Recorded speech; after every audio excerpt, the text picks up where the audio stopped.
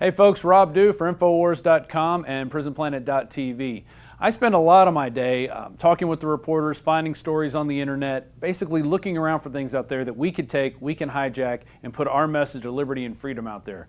Well, I've got a stack of articles here that I want to go over with you, and they deal with numbers, all kind of different numbers out there, and I'm going to try to put some of these in perspective and also give you some other tidbits and things that you might not know, maybe some news behind the news. We're going to start first with the Daily Mail and Mark Zuckerberg. And the headline reads, has Mark Zuckerberg's $100 million gift to Newark Public Schools gone down the drain?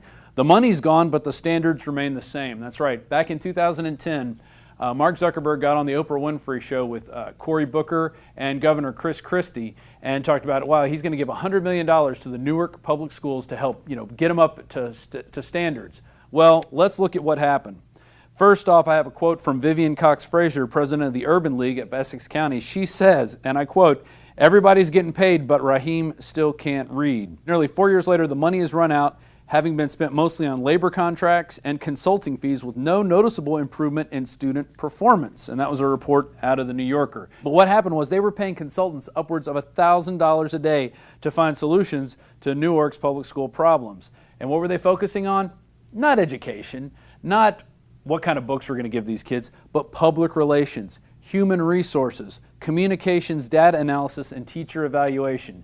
Basically, it's all part of the Common Core scheme to data mine students, as we've shown you here at INFOWARS.com. There's an article about that just came out. If you want to know why the education system in America is falling apart at a rapid rate, it's not because we're not putting enough money in it. It's not because we're not throwing enough teachers at it. It's because it was designed to fail from the beginning since World War I. In fact, we went and visited Charlotte Iserby, who used to work at the Department of Education on a high level, and she became a whistleblower in the 80s. We did 2 interviews with her. The first one's called The Miseducation of America. It talks about the history of public school and what she found out, and it all has to do with dog training. It's stimulus response. That's what we're doing to our kids. That's why our kids don't think. That's why our kids are really good at looking at screens and pointing at things. It's stimulus response. It's not about thinking creatively. It's not about independent thought. It's about obedient dog training. That is what they are teaching our kids. Hey, Mark, what could you have done with $100 million? Well, you could have bought 67,000 pairs of Google Glass, which just went on sale. That's right, Google Glass is now on sale for $1,500. He could have bought 67,000 pairs of those with that $100 million and had his own portable NSA spy network running around the city. What else could this money have bought, this $100 million? Another Mail Online article. Navy offers $7.5 million to whoever can build a battlefield robot that can tell right from wrong.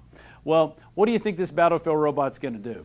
He's going to look at a bureaucrat and go, hey, that guy's okay. Then he's going to look at pregnant woman with a gun, shoot her. Old lady with a gun, shoot her. Remember those targets that we were talking about, the no hesitation targets? That is what the robot is going to be trained to shoot. The average American carrying a gun. Let's look at another way our money's being wasted. We got the feds spending $1.5 million on bicycle trains, walking school buses. They want to get fat kids to lose weight. Well, I can tell you that, and it doesn't take $1.5 million. Tell kids to go outside, turn off the TV, turn off the video games, and play. That's what it takes. And it also takes eating the right things. Now I'm going to get to a really big number. In fact, it's the biggest number of this report. Here it is. IRS to make $13 billion in improper refunds. That's out of CNN Money. That's right. They gave out more than $13 billion in improper payments of tax credit meant to help the working poor. And actually, they say it could be anywhere between $13.3 and $15.6 billion. And that's just for 2013. Imagine how much money the IRS has been wasting over these years in improper payments. Well, I got another one. This came out just at the end of last month. Prison inmates claim $3.7 billion in phony tax refunds. And this is according to George Russell, Treasury Inspector for the Tax Administration. He reported that refunds claimed on these tax returns increased from $68 million back in 2004 to now up to $3.7 billion. Obviously, a booming industry if you're an inmate and you know how to write. Totaling just those two right there, you have almost $17 billion that the IRS is wasting. That's your tax money right there. But what are they doing? What's the IRS doing with that money? They're going out and auditing 10% of the people who gave money to the Tea Party, because that's the big concern for them. If you're talking about freedom, if you're talking about liberty, if you're talking about the Second Amendment, you need to be investigated, and you're getting audited. Let me tell you, auditing is not a fun thing. But this last number here, this last number that I'm going to go to, this is really the scariest number of all. And it's not even a million. It's 36,000 criminals freed while awaiting deportation. The U.S. Immigration and Customs Enforcement released 36,007 convicted criminal aliens last year who are awaiting the outcome of deportation proceedings, according to a report issued by the Center for Immigration Studies. This is ridiculous.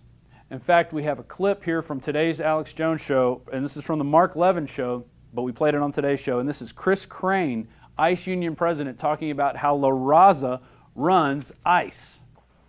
That's absolutely unbelievable. Meanwhile, they'll meet with the National Council of La Raza, English, the race, won't they? Yes. Yes. In fact, those groups are now running our agency. Those groups are now running the agency. How about that? Yes. That's why we're not arresting people. That's why we can't do our jobs, is because they're basically embedded and running our agency. There you have it. The race runs the ICE deportation center, and they just let out 36,000 criminals. In fact, let me go over the number here of the criminals that were released. You had 193 homicide convictions, 428 sexual assault convictions, 303 kidnapping convictions, 1,075 aggravated assault convictions, 1,100 stolen vehicle convictions, 9,000 dangerous drug convictions, 16,000 drunk driving convictions, and 300 flight escape convictions. There we go. With the stroke of a pen, criminals are getting released back into our society. I hope you're out there practicing the Second Amendment, because things are going to get a lot crazier as the years go by here. And this is another report from Rob Dew at INFOWARS.com. Please consider subscribing to this channel and also becoming a member of PrisonPlanet.tv. It helps support everything you see here and everything you're going to be seeing here in the future. Thank you once again for your support.